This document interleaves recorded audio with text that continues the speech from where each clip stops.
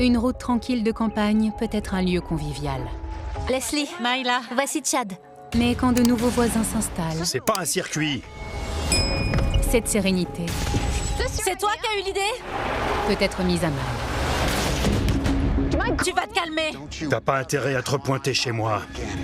c'en était trop pour elle. Tu veux jouer à ça? C'était une guerre permanente. Ils s'y mettaient tous. T'as essayé de me tuer? Dégage de ma route. Je crois qu'ils avaient tous peur les uns des autres. Quand on en vient à la violence physique et que des coups de feu sont tirés, il est presque inévitable que ça se termine mal. J'en ai ras-le-bol de vous. T'es malade? Aucune barrière n'aurait pu empêcher ces deux familles d'arriver au point de non-retour.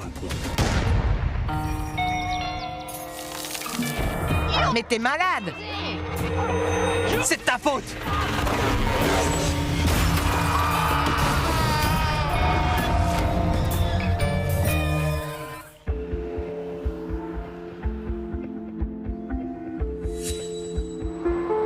Kings Mountain est un petit coin de paradis niché au cœur des Appalaches. King Mountain se trouve à la frontière des comtés ruraux de Gaston et Cleveland. C'est un village attaché à la fête nationale et à son patrimoine. Main Court est une rue. Enfin, c'est un bien grand mot. C'est plutôt une route boueuse qui donne sur une rue. Ce quartier isolé permet à ses habitants de vivre au sein d'une communauté tout en préservant leur intimité.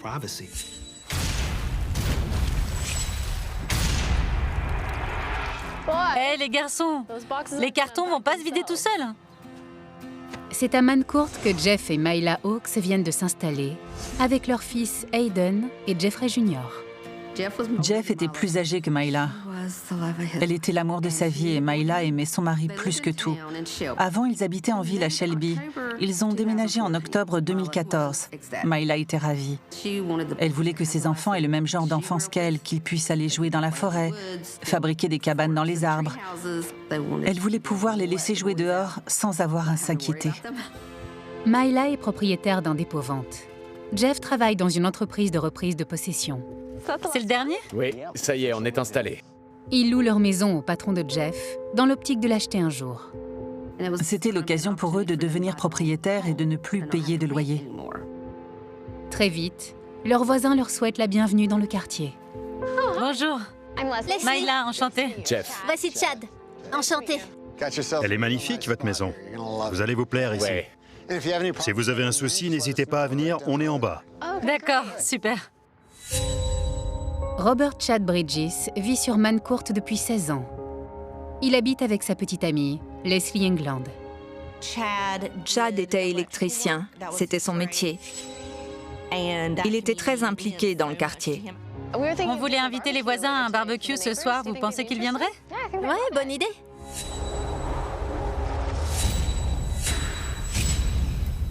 Les habitants du quartier sont heureux de faire la connaissance des nouveaux arrivants autour d'un repas. Ils ont fait un feu, ils ont bu quelques bières. Ça se fait souvent à la campagne. Bonsoir. Myla, Jeff, je voudrais vous présenter nos amis et voisins. Jennifer. Bonsoir, ça va? Jeff. Myla a sympathisé avec Jennifer et Barry. Alors, il paraît que t'es un passionné de voiture? Oui, toi aussi? Ouais, et pas qu'un peu. Avant, Jeff faisait des courses de voitures sur piste cendrée, donc les hommes avaient des sujets de discussion différents de ceux des femmes. J'adore ton jardin. Faudra que tu me donnes des conseils. Merci beaucoup. On va se boire des bières? Avec plaisir. Parfait, venez, servez-vous. C'est un début prometteur pour Jeff et Myla. Mais les promesses ne sont pas toujours tenues. Papa!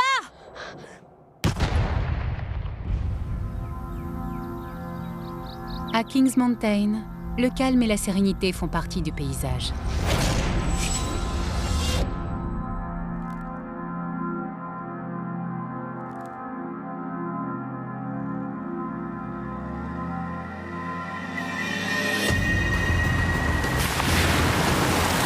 Mais Myla et Jeff ont un mode de vie plus agité.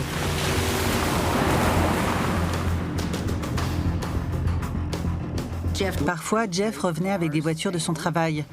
Avec son dépôt-vente, Myla faisait beaucoup d'allées et venues. Chad et Leslie n'ont pas l'habitude de ces passages incessants sur la route. C'est une route privée, c'est aux habitants de l'entretenir.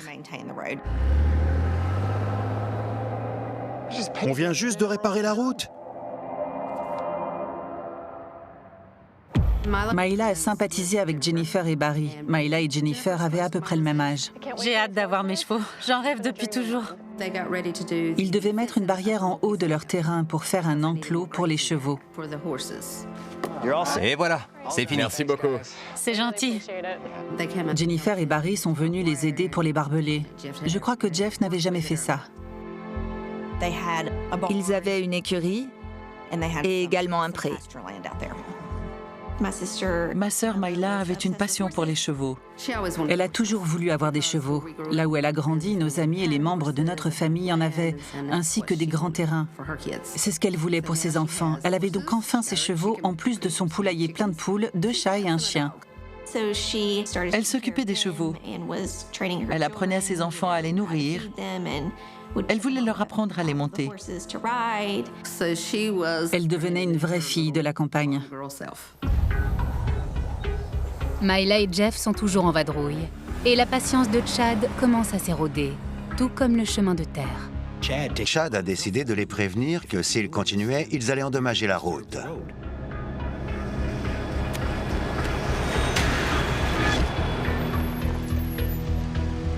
Tout va bien? Qu'est-ce que tu fais?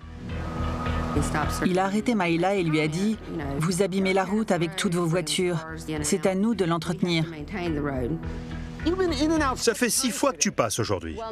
Si t'avais un vrai boulot, peut-être que tu t'intéresserais moins à mes allées et venues.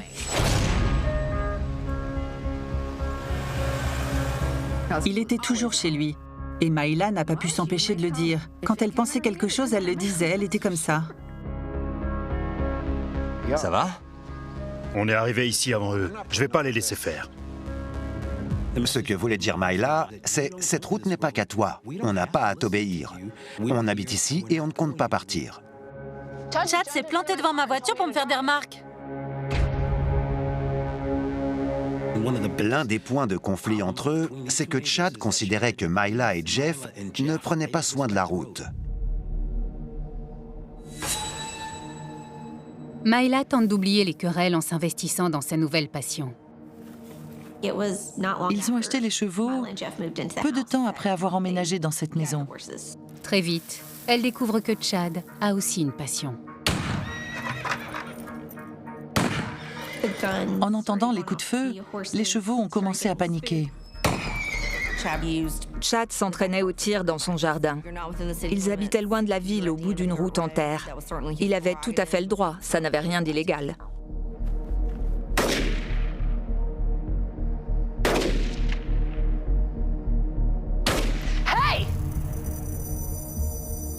Tu vas te calmer? Ça fait peur à mes chevaux. Elle est allée lui demander de ne pas tirer quand ses chevaux étaient dans l'enclos parce que ça les effrayait. Je suis chez moi. Je suis arrivé avant vous et je fais ce que je veux. Il lui a répondu qu'il vivait là depuis plus de 10 ans et que personne n'allait lui dire ce qu'il devait faire. Et Myla n'a pas eu la bonne réaction. Si t'es là depuis si longtemps, pourquoi t'as pas nettoyé ton terrain? C'est un vrai dépotoir. Myla était une femme au caractère bien trempé. Elle n'avait peur de rien et elle ne comptait pas se laisser faire. T'as dit quoi, là? T'as pas intérêt à te repointer chez moi.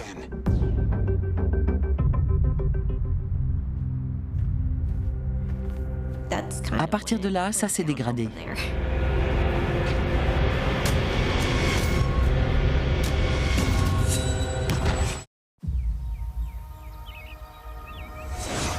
C'était une guerre permanente. Ils s'y mettaient tous. Lorsque Myla et Jeff s'installent dans ce village paisible, leur rêve devient réalité. Hey! Tu vas te calmer? Ça fait peur à mes chevaux. Mais ils ne savent pas encore que les relations avec leurs voisins Chad et Leslie vont s'envenimer. C'est pas un circuit. Apparemment, les conflits entre les Hawks et Chad ont commencé dès leur arrivée. La façon dont Myla roule sur la route appartenant à plusieurs voisins devient source de conflit.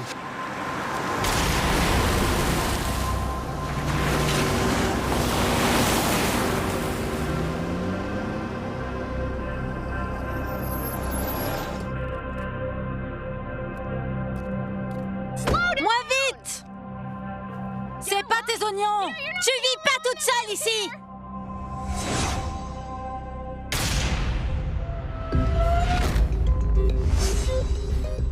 Les nouveaux arrivants se font rapidement une mauvaise réputation.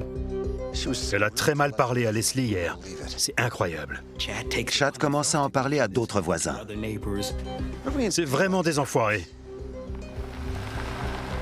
Je me barre. Hé, on va faire un barbecue ce week-end, ça vous dit? On peut pas. Tout a changé. Les autres voisins ont commencé à ne plus trop leur parler.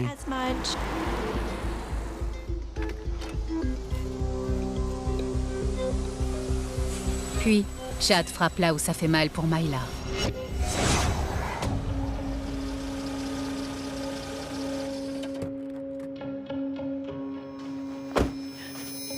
Bonjour, qui êtes-vous? Contrôle vétérinaire. Nous avons reçu une plainte. Chad a contacté l'organisme des contrôles vétérinaires pour leur dire que les chevaux étaient mal nourris, que personne ne s'en occupait. Suivez-moi. Myla l'a emmené dans le pré.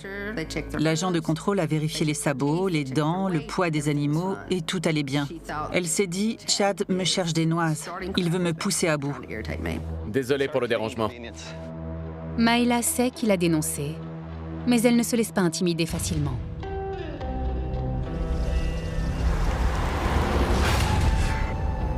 Si quelqu'un ressentait de la haine pour Myla, elle éprouvait le même genre de sentiment. C'était son caractère. Chad n'a pas dit son dernier mot.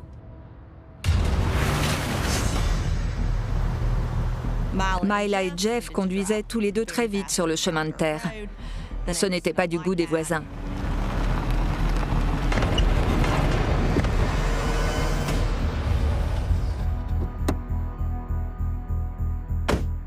C'est toi qui as eu l'idée?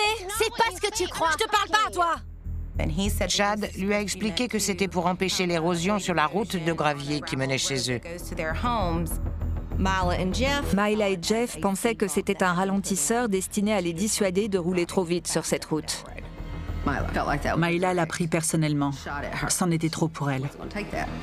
Cette route nous appartient à tous. J'ai mon mot à dire. Ils avaient organisé des réunions de quartier sans inviter Jeff et Myla. C'est là que Chad a monté tout le monde contre eux. On habite ici depuis plus longtemps que vous et on sait comment entretenir la route. Ah, vraiment?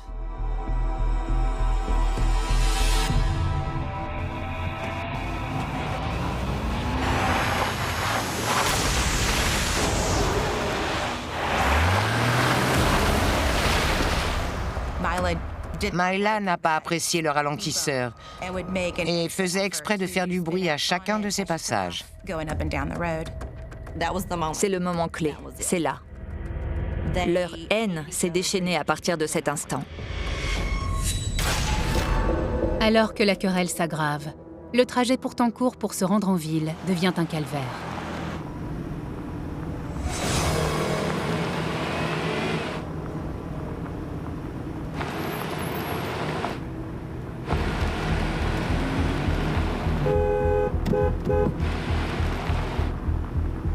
Dégage!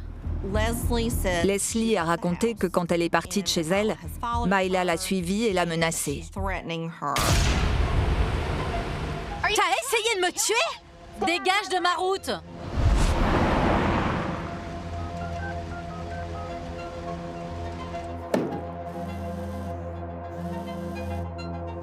Oui? Je crois que Leslie a eu peur. Myla vient d'essayer de me rentrer dedans. Quoi?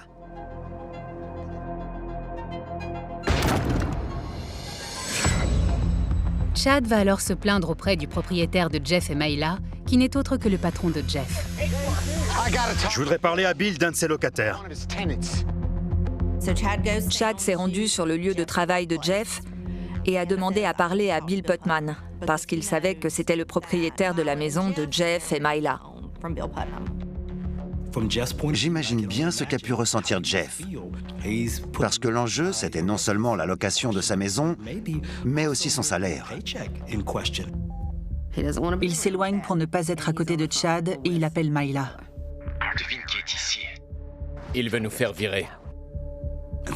Pour Chad, c'est un moyen d'inclure quelqu'un d'autre dans le conflit qui pourra agir pour y mettre fin.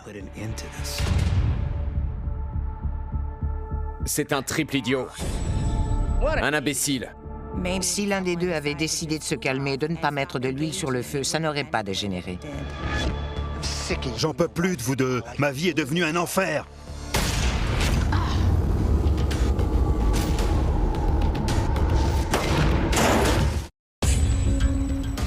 Chaque couple accusait l'autre d'avoir commencé. Malheureusement, ça devait mal finir. Chad et Leslie habitent dans ce petit village de Caroline du Nord depuis des années. Moins vite! C'est pas tes oignons! Mais le quartier a perdu de sa tranquillité depuis l'arrivée de Jeff et Myla. Les esprits s'échauffent et Chad décide d'importer le conflit sur le lieu de travail de Jeff. Il a frappé Jeff, qui est tombé. Jeff? Qu'est-ce qui se passe? Chad a frappé Jeff au visage. Qu'est-ce qui te prend? Ça fait des semaines que je te le dis. Ne t'approche pas de chez moi et ne t'approche pas de ma route. T'es malade? Tu me frappes à cause d'une route?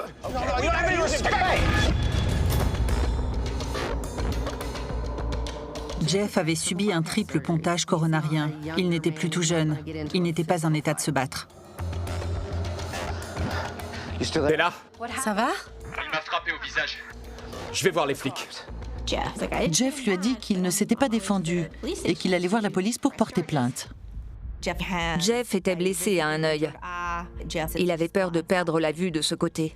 Chad est reparti en voiture. Je crois que Jeff a eu un peu peur. Pour lui, Chad était allé trop loin, en venant sur son lieu de travail et en le frappant. J'arrive. Avant de rejoindre Jeff, Myla croise Leslie et lui livre le fond de sa pensée. Myla a pris sa voiture et elle s'est arrêtée devant chez Chad pour dire à Leslie « Prépare sa caution parce qu'il va aller en prison. » Ça va être sympa d'aller voir ton copain en prison. J'appelle Chad.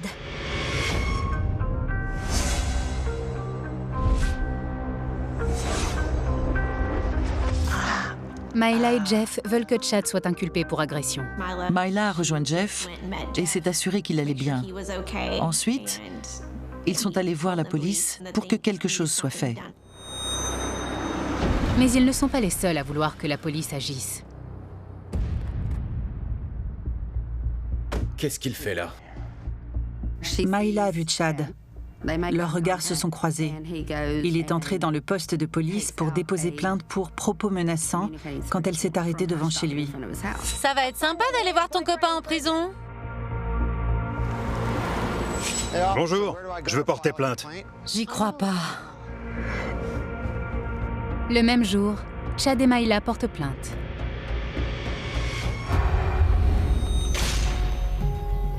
Mais le conflit ne prend pas fin pour autant.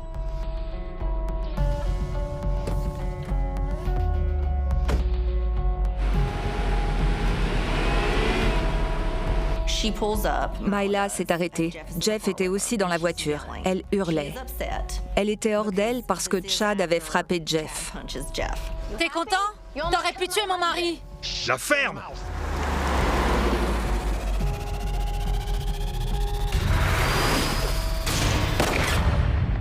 Malgré la montée des tensions, les Hawks refusent d'être chassés de leur nouvelle maison.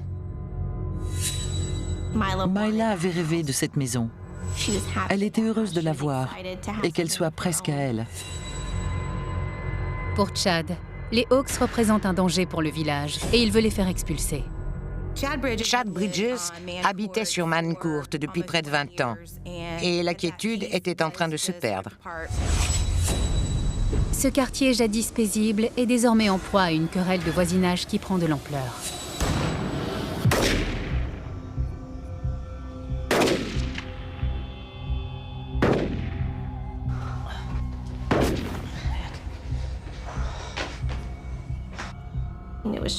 Ils ont entendu quelques tirs en pleine nuit, puis plus rien.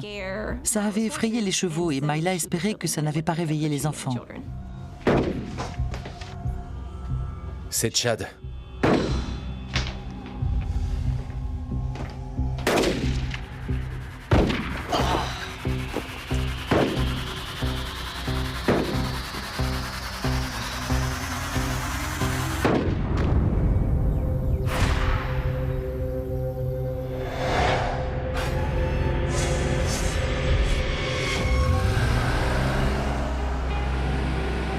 Alors que les relations entre voisins s'enveniment, Jeff prend ses précautions.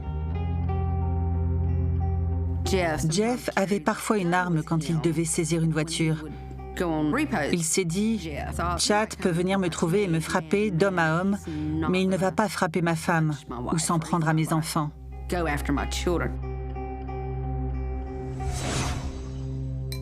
Désormais, c'est Chad et Leslie qui entendent des coups de feu.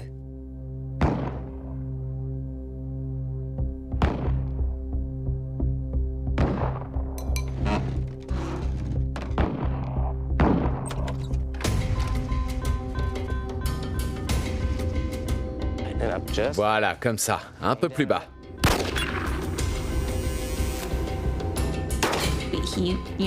Dans le jardin, il expliquait à Myla comment se servir d'une arme pour qu'elle puisse se défendre. Qu'est-ce que ça te fait? C'est cool. Les conflits entre adultes stressent les enfants. Myla fait de son mieux pour rassurer ses fils.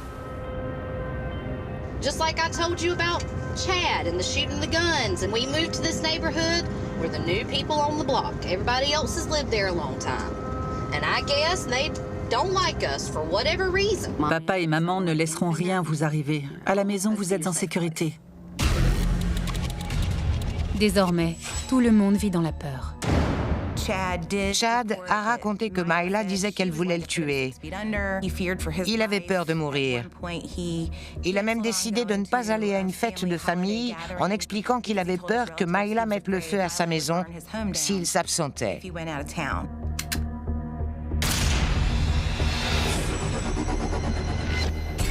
Le quartier s'est transformé en un baril de poudre. Ce n'est plus qu'une question de temps avant que quelqu'un y mette le feu.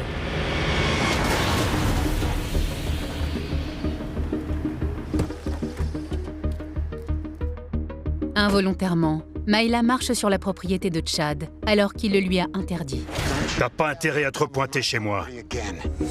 Elle prétend que Chad a empiré la situation. Qu'est-ce que tu fais?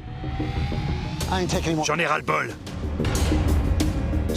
Elle a dit qu'il était sorti de chez lui, qu'il l'avait visé avec une arme et qu'il l'avait menacé. Je crois qu'ils avaient tous peur les uns des autres. Et il était évident que ça se terminerait par la mort de quelqu'un.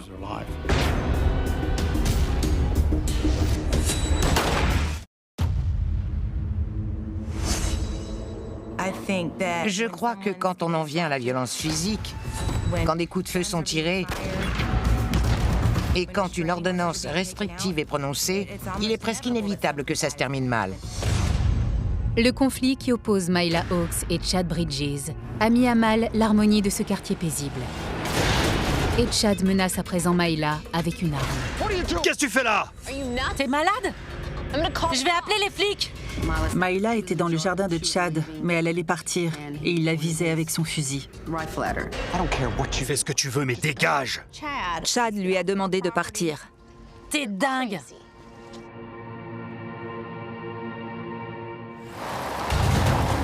Elle s'est dit, je ne peux pas accepter ça. Je vais porter plainte parce qu'il n'a pas le droit de faire ça. Il ne va pas m'intimider. Pour Myla, Chad est allé trop loin. Et cette fois ne sera pas sans conséquence. Chad a été arrêté parce qu'il aurait pointé une arme sur Myla Hawkes. Myla a déclaré qu'il avait une arme et qu'il allait la tuer. Il a rien fait de mal.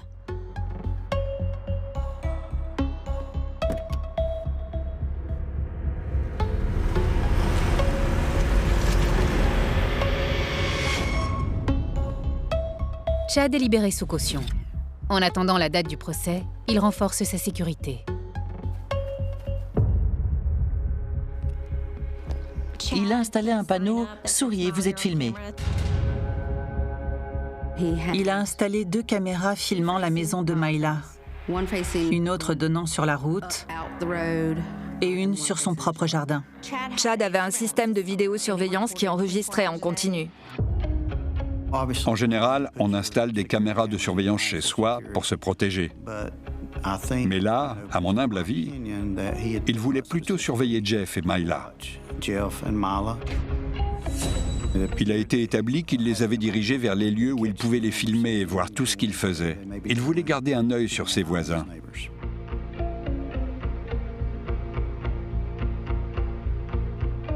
Il ne cachait pas le fait qu'il les observait. Chacun surveillait les autres comme pour se venger.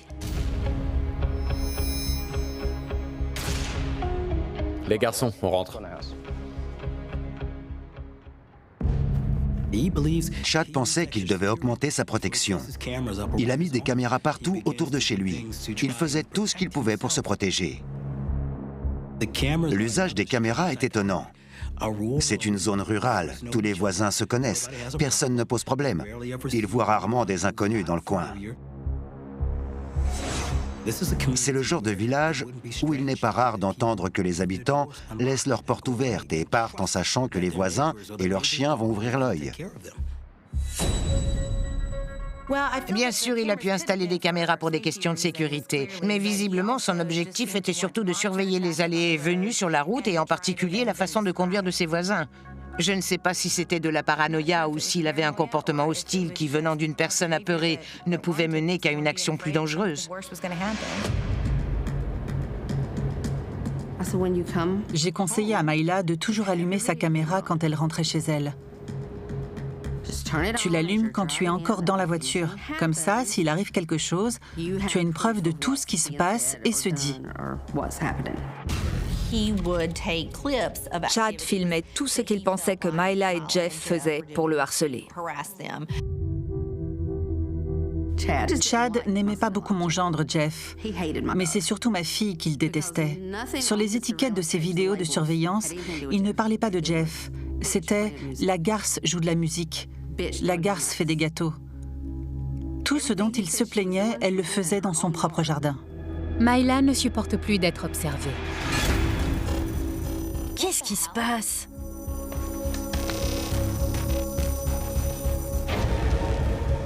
Elle a allumé ses phares pendant quelques secondes pile en face de chez Chad.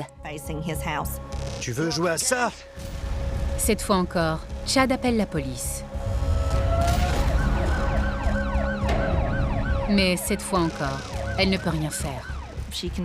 C'était légal dans son jardin. Ça faisait plus de 15 ans que Chad habitait là. Il faisait partie du paysage. Il prenait beaucoup de décisions pour le quartier. Là, il était face à une adversaire féroce. Quand des gens appellent sans arrêt la police et que quelqu'un filme un de ses voisins, on peut parler de conflit de voisinage. Ce litige a commencé par ce qui aurait pu être un simple petit désaccord. Mais ça a fait boule de neige. Et ça s'est transformé en « je suis en colère contre toi ». Moi aussi. Et les sentiments se sont exacerbés. Alors que la dispute prend de l'ampleur, la police est de nouveau sollicitée. Mayla a été accusée de suivre Chad, qui lui-même a été accusé d'agression et de harcèlement. Ils nous ont appelés 18 fois, que ce soit Chad, Jeff ou Mayla. Chacun d'eux a déposé plainte de nombreuses fois. Des deux côtés, on pense que le pire est à venir. Un jour, Mayla m'a contacté par message privé sur Facebook pour me dire qu'elle avait peur que Chad la tue ou tue Jeff. Avec pour chacun d'entre eux plusieurs accusations à leur actif, Chad, Mayla et Jeff se présentent au tribunal pour tenter de régler leur conflit une bonne fois pour toutes. Les avocats, tout comme moi dans ma position de procureur, ont conclu qu'en tant que voisins, ils allaient devoir réussir à s'entendre. La décision du juge ne satisfait personne. Les deux parties doivent passer par la médiation pour régler leurs différends. Ils allaient devoir établir quelques règles de base, se mettre d'accord pour changer de comportement, car ils savaient que s'ils ne le faisaient pas, les conséquences seraient lourdes. Chad, on rentre. Quand le juge leur a imposé la médiation, j'imagine que Chad s'est dit qu'il allait régler ça tout seul. Soit Myla et Jeff déménageaient, soit ils s'occupaient du problème.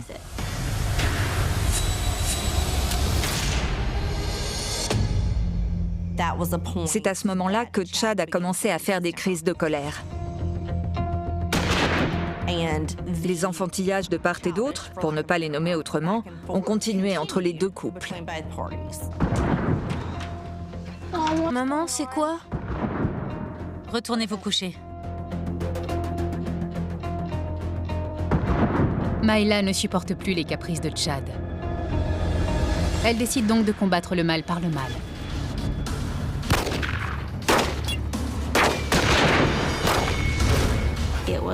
C'était une guerre permanente entre Myla et Jeff et Chad.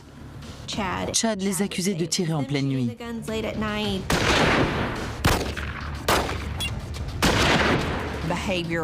Le comportement conflictuel n'avait cessé ni d'un côté ni de l'autre.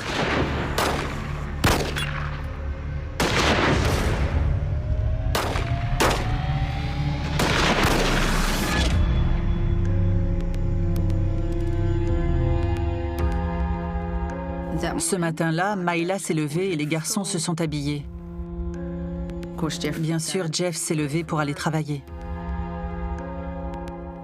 Tous les matins, Chad partait travailler vers 6h45.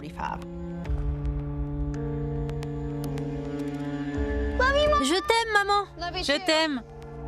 Chad part généralement avant les Hawks. Mais ce jour-là, il est en retard.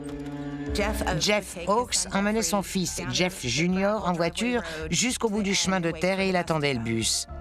En général, Chad et Jeff essayaient de s'éviter, mais ce matin-là, ils se sont vus. Jeff emmenait son fils à l'arrêt de bus. Au même moment, Chad partait pour aller travailler. Jeff a vu Chad. Chad est parti juste derrière lui. La route était très boueuse. Jeff était au volant d'une voiture qu'il avait saisie pour son travail. Elle était petite, la route était étroite. Papa? Tout va bien, t'inquiète pas. À un moment, Chad a essayé de doubler Jeff par la droite. Jeff l'a alors bloqué. Ils ont commencé à se bloquer mutuellement le passage. Soit Jeff s'est arrêté complètement, soit il a ralenti jusqu'à être quasiment à l'arrêt devant Chad. Ils continuaient avec leur petit jeu puéril destiné à embêter l'autre.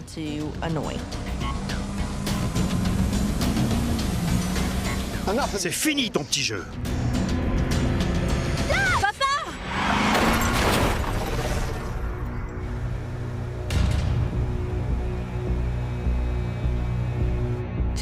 Chad est rentré dans la voiture de Jeff et l'a poussé sur une dizaine de mètres. Quand les voitures se sont arrêtées, elles formaient un T au milieu de la route. Le métier de Jeff, c'était de saisir des voitures non payées. Par mesure de sécurité, il avait souvent une arme avec lui qu'il laissait toujours dans l'étui. Soit il la posait à côté de lui, soit il la rangeait dans l'espace entre les deux sièges. Jeff était avec son fils. À ce moment-là, c'était l'apogée d'une frustration qui durait depuis un moment et dont le déclencheur était cette route. Reste ici. Papa, tu vas où, papa? Papa, n'y va pas! Me laisse pas! Allô? Myla, viens tout de suite. Chad m'est rentré dedans. Jeff est sorti de la voiture et a appelé Myla, qui était encore chez eux avec Hayden, leur benjamin. J'arrive. Elle s'est habillée, puis elle a appelé la police pour signaler l'accident.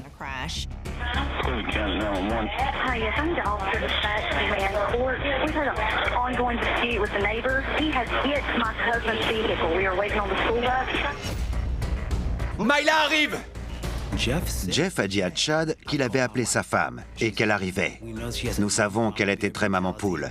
Son fils était dans la voiture. Elle était sur la route. Tu voulais nous tuer? Pourquoi tu m'as pas laissé passer? Tu aurais pu tuer mon fils! Jeff hurlait contre Chad pour lui faire comprendre qu'il était allé trop loin en s'en prenant à son fils. Mayla est arrivée, elle est sortie. Et la première chose qu'elle a dite, c'est... Je suis au téléphone avec la police, Chad! Ils hurlaient. Elle était toujours au téléphone avec la police. Et alors? Tu peux leur mentir autant que tu veux. Jeffrey Jr. n'avait pas envie de les voir se disputer, alors il est parti vers l'arrêt du bus. T'aurais pu tuer mon fils! Jeffrey, retourne dans la voiture! Ça aurait dû être un trajet banal pour aller à l'école pour ce gamin. Mais ce jour-là, il a été témoin de choses qu'un enfant de son âge ne devrait jamais voir. T'es malade! Tu sais pas de quoi tu parles. Vous êtes complètement fous tous les deux. Ils auraient dû se douter que ça allait arriver.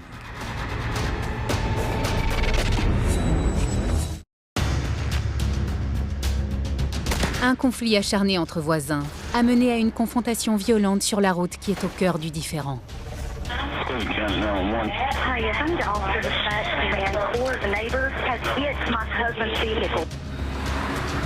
C'est le résultat d'une accumulation de gens colériques. Aucune barrière n'aurait pu empêcher ces deux familles d'arriver au point de non-retour.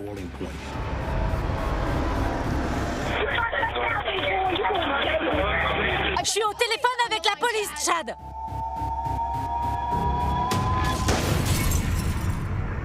La première balle a touché la vitre arrière où se trouvait Jeffrey. Il s'est alors caché par terre. Il s'est réfugié par terre et a commencé à prier. Il a vu ses parents partir, donc il pensait qu'ils avaient réussi à s'enfuir, qu'ils s'étaient échappés.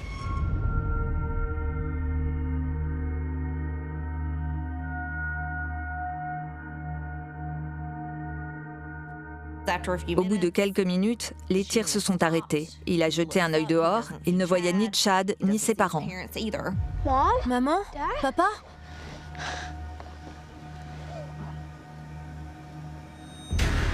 Maman! Maman! Papa! Quand il est sorti de la voiture, il a vu ses parents allongés à terre.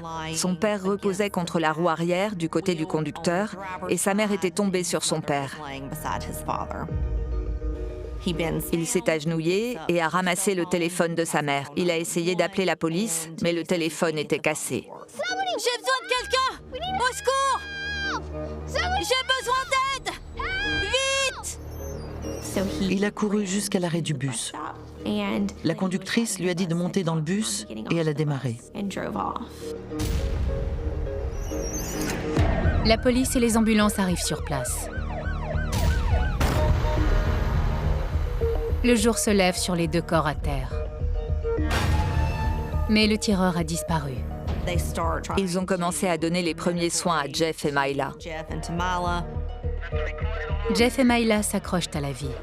Pendant ce temps, la police protège la scène de crime et recherche le suspect. Ils n'ont pas à chercher bien loin. Chad marchait en direction de la voiture, un soda à la main.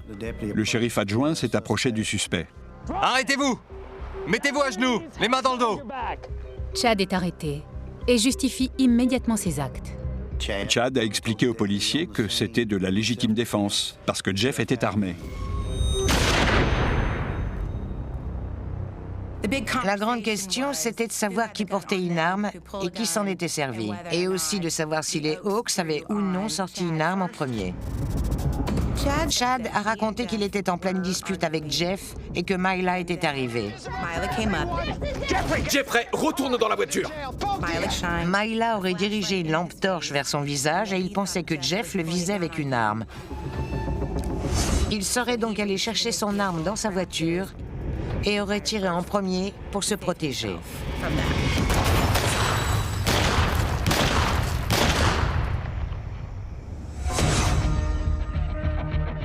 Mais la police ne retrouve pas les preuves qui confirmeraient la version de Chad.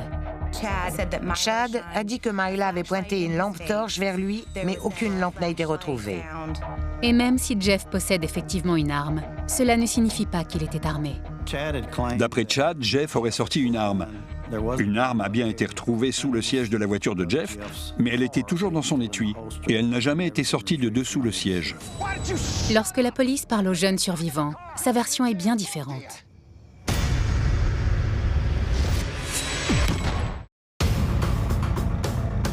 Une querelle de voisinage vient de s'achever dans le sang sur une route de campagne.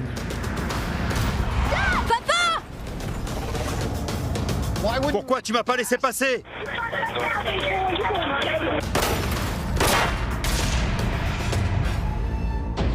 Chad plaide la légitime défense.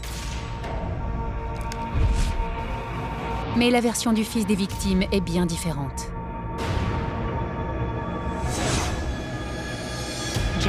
Jeffrey a raconté que quand il était sur le siège arrière, il a vu Chad sortir une arme de sa poche. J'en peux plus!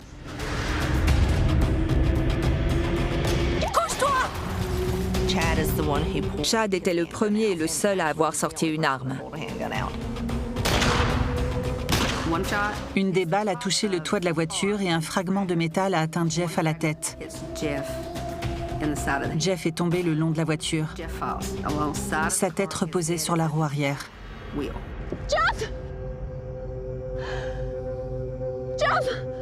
Mayla était alors à genoux à côté de lui. Je connais bien ma fille. Elle voulait savoir comment allait son mari. Elle pensait aussi à son fils. Et j'imagine qu'elle priait. Chad a fait le tour de la voiture. Elle était toujours à genoux.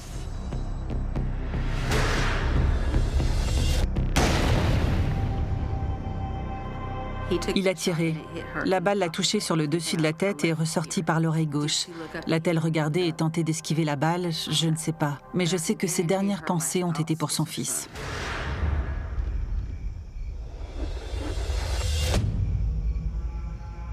Chad a tiré sur Mayla, puis son arme s'est enrayée. Il a alors décidé de partir. Ce n'est pas qu'il avait des regrets, ni qu'il n'avait plus de balles. C'est parce que son arme s'est enrayée. Il s'est alors rendu chez des voisins.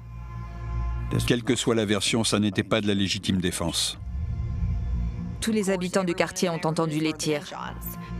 Chad est entré chez des gens et a réclamé un soda. Quand ils lui ont demandé ce qui s'était passé, il leur a juste répondu « Je vais aller en prison ».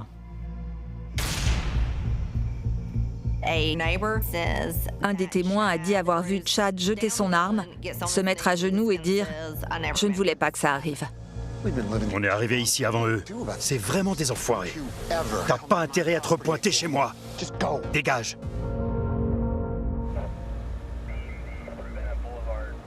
Mayla est décédée sur place.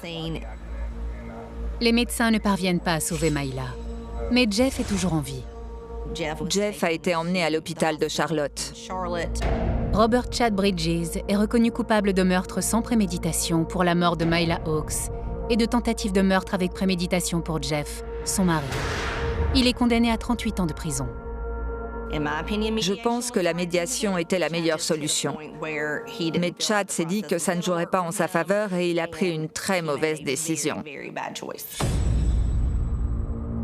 Les proches de Mayla et de Jeff ont du mal à se remettre de cette tragédie.